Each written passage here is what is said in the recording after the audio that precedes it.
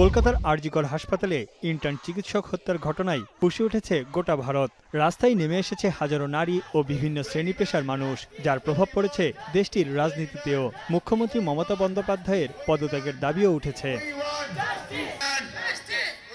আন্দোলনকে ভিন্ন খাতে প্রবাহিত করার অভিযোগ উঠেছে মুখ্যমন্ত্রীর পাশাপাশি রাজ্যের স্বাস্থ্যমন্ত্রীরও দায়িত্ব পালন করা মমতা বন্দ্যোপাধ্যায়ের বিরুদ্ধে।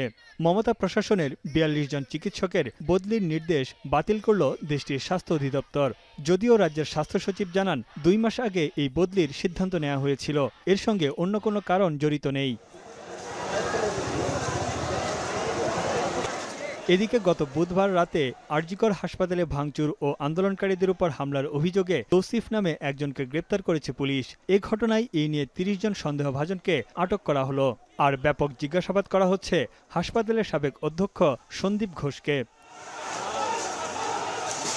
নিহত ৩১ বছর বয়সী ওই নারী চিকিৎসকের বাবা ন্যায় বিচার দাবি করেছেন। रास्ते में जितना आदमी है वो मेरा लड़का लड़की समान है।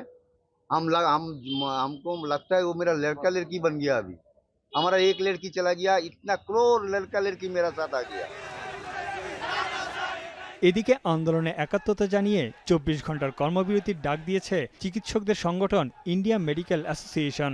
রোববার ভোর ৬টা পর্যন্ত বন্ধ থাকবে বেশিরভাগ হাসপাতালের বহির্বিভাগ ও সার্জারি বিভাগ, যার প্রভাব পড়েছে সরকারি ও বেসরকারি হাসপাতালের চিকিৎসা সেবায়।